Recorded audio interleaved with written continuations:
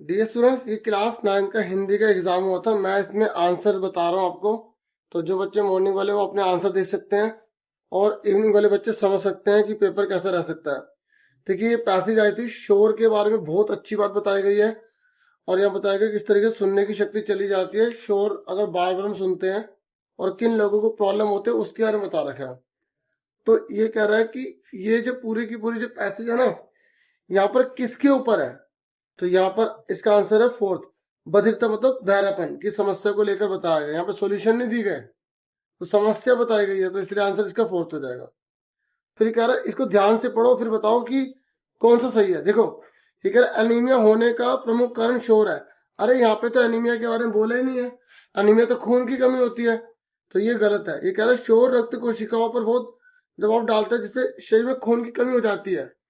देख रहे हो आप यहाँ देखो, ये लिखा तो है कि श्रवण कोशिकाओं पर बहुत दबाव डालती है, ठीक है, लेकिन कहीं भी ये नहीं लिखा कि खून की कमी हो जाती है। तो इसलिए दोनों गलत है। और जब दोनों गलत होंगे ना, जब दोनों गलत है तो हम इस पर टिक करेंगे। यहाँ पे सेकंड पे कमेंट करके बताना किस चीज का सही है। ठीक है, गा पे आ जाओ। बधिरता को खतरा अधिक होता है, मतलब बहरापन कब ज्यादा होगा। यहाँ लिखा है जो जहाज बनाने वाले हैं, जो मरम्मत करने वाले हैं, जो औद्योगिक कामकाज में, अग्निशमन में, नागरिक उड्डयन में, इन सबको होगा। तो इस हिसाब से आंसर क्या होगा बताओ। इन सबसे आंसर होगा यहाँ पर अगर हम देखेंगे तो ये लिखा निर्माण करने वाले और जहाज बनाने वाले। तो पहला और चौथा सही है, तो किसमें आएगा। यहाँ पे पहला चौथा किसमें है, आप देख रहे हो इसमें है ना। तो इसका आंसर होगा, मतलब इन चार में से कौन कौन सा सही है। ये दोनों किस में एमसीक्यू में इसमें है, सुन रहे हो। ऐसे करना। ये कह रहा है शोर प्रेरित बधिरता की समस्या विकासित देशों में अधिक क्यों है।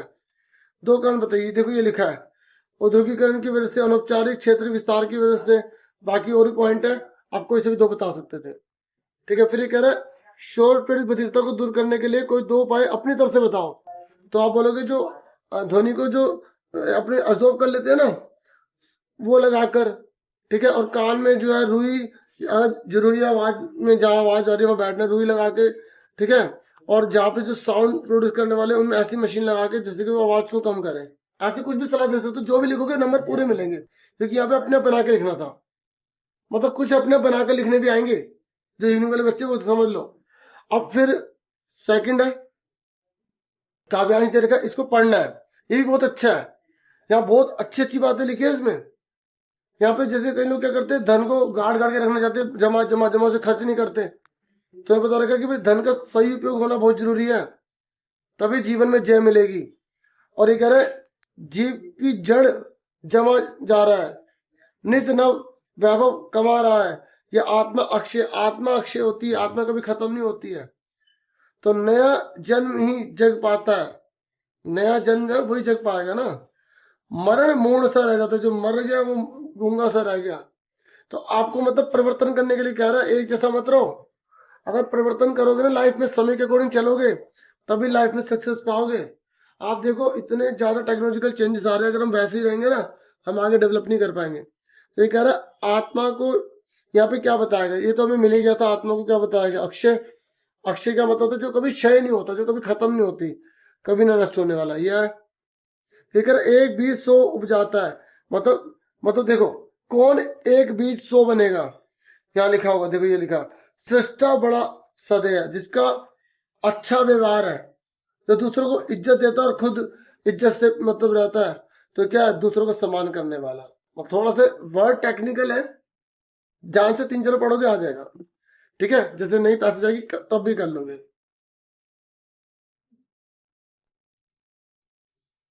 फिर ये गाय, ये कह रहा है आपको बताना है दोनों में कभी धन का संचय करके रखना चाहता है, कारण धन से ही समाज में सम्मान संभव है। ये कह रहा है कभी धन का संचय करना चाहता है। देखो यहाँ पर क्या बोल रहा है, क्या इस धन को गांठ दे दूं मैं। नहीं इकट्ठा कर रहा, वो धन को नहीं कर रहा पैसे इकट्ठा। वो अगर धन से सम्मान में समाज मिले, मतलब धन से समाज में सम्मान मिलेगा। फिर क्या धन से समाज में सम्मान संभव है, ठीक है, तो ये भी गलत है। भाई धन से सम्मान मिलेगा नहीं ना, तो इसलिए दोनों गलत है। यहाँ पर सेकंड आ गया। पर ये मत सोचना कि हर बार ऐसा होगा, ध्यान से पढ़ के पैसे के अकॉर्डिंग करना। ठीक है, उसके बाद देखो यहाँ पर ये कह रहे कवि जीवन का कैसा उपयोग करना चाहता है, अच्छे ढंग से उपयोग करना चाहता है, ठीक है। और ऐसा ना कर पाने पर वो क्या बताता है कि वो मूड से रह जाएगा, तो जीवन को सही उपयोग करना चाहता है वो, ठीक है। अच्छे से आपको इस तरह बना बना के इसमें लिखना था, है ना। और वैभव कमाना चाहता है, जड़ नहीं बन के रहना चाहता है ना, ऐसे। तो ये कह रहा है कि काव्यांश में शिष्टा को बड़ा सदैव दयालु क्यों कहा गया है, क्योंकि देखो जो लोग अच्छा व्यवहार करते हैं वो जीवन में सफल होते हैं, दूसरों की मदद करते हैं, वो आगे बढ़ जाते हैं, तो इसलिए। फिर ये देखो ये ग्रामर है, यहाँ लिखा है आपको पराजय में मूल शब्द अलग करना है, तो पर जमा अजय, तो पर ये हो जाएगा, ठीक है, अजय। तो यहाँ पे देखिए संस्कृत के अकॉर्डिंग तो ये हो जाता है, लेकिन नॉर्मली हम हिंदी के अकॉर्डिंग ही करेंगे, यहाँ परा जमा जय कर देना आप। तो जय जो है ना वो मूल शब्द में लिख देना, बाकी एक बार ऑफिशियल आंसर की आएगी हम उसमें चेक कर लेंगे, ठीक है। उसके बाद लालिमा है, ये कह रहे हैं प्रत्यय अलग करिए, तो यहाँ पे इमा कर देंगे। ये उप के आपको शब्द बनाना तो उपकार होगा, उपदेश हो गया।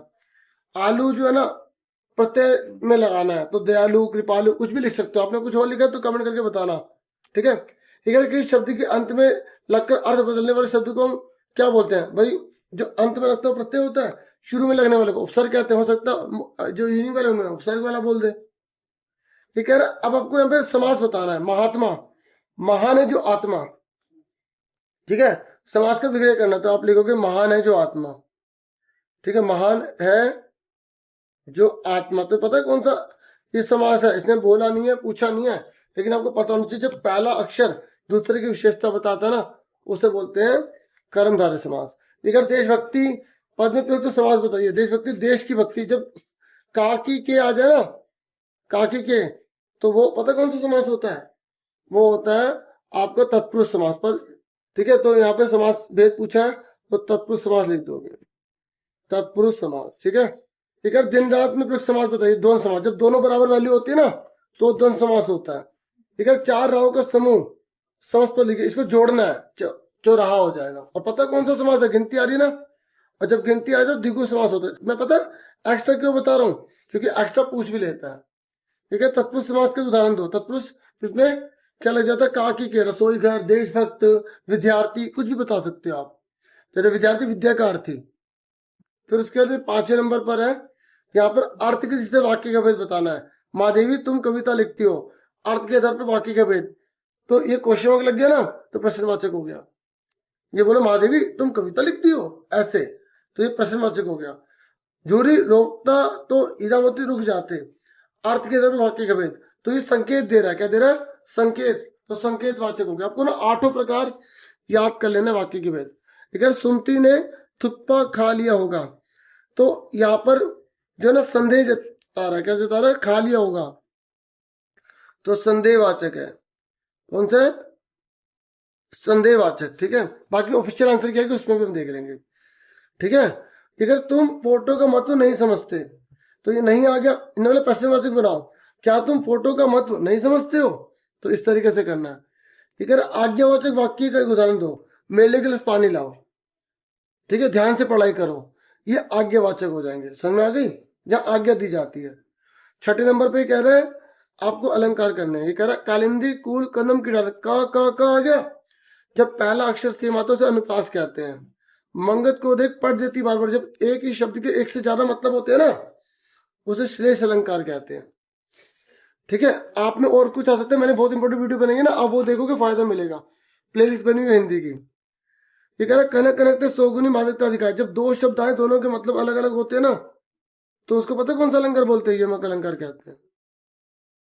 अनुप्रास अलंकार का उदाहरण दीजिए, आप लिख दीजिए रघुपति राघव राजा राम, ठीक है, या चारुचंद्र की चंचल किरणें, पीतल के पतीले में पपीता पीला पीला, ठीक है, बहुत सारे हैं।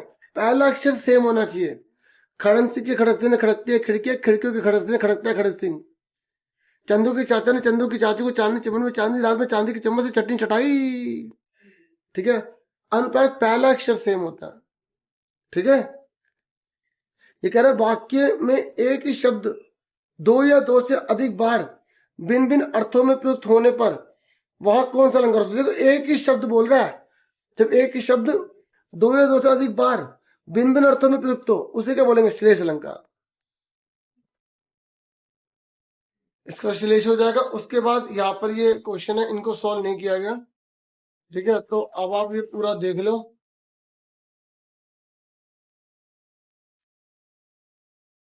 ठीक है। ये ऑफिशियल आंसर की आएगी, उसी में हम आराम से देख लेंगे, है ना।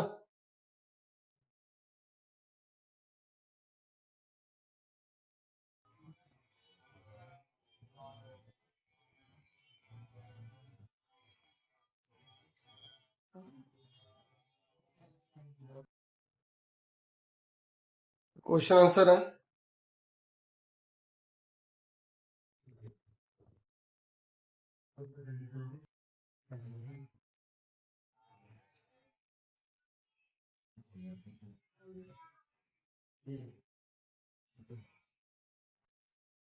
ये सोल्व नहीं है, ये अभी ऐसी है, ठीक ठीक है। आपको अलग से ऑफिस आंसर की के साथ मैं दिखा दूंगा बाकी।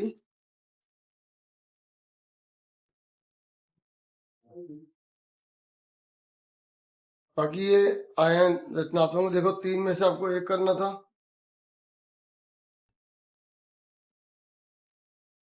यहाँ 2 क्वेश्चन है, दोनों में से कोई एक आपको करना है, लैटर है, ठीक है। जैसे आप पुरानी हिंदी की वीडियो देखेंगे ना, ग्रामर वगैरह व्याकरण, तो आप हिंदी क्लास ना लेके ऐसे स्टार्टर सर्च करेंगे, आपको वीडियोस मिल जाएंगी, ठीक है। वो वीडियो देख लेना। और यहाँ पर दिया गया है ईमेल राइटिंग करनी है, या आप जो है यहाँ पर लघु कथा लिखेंगे,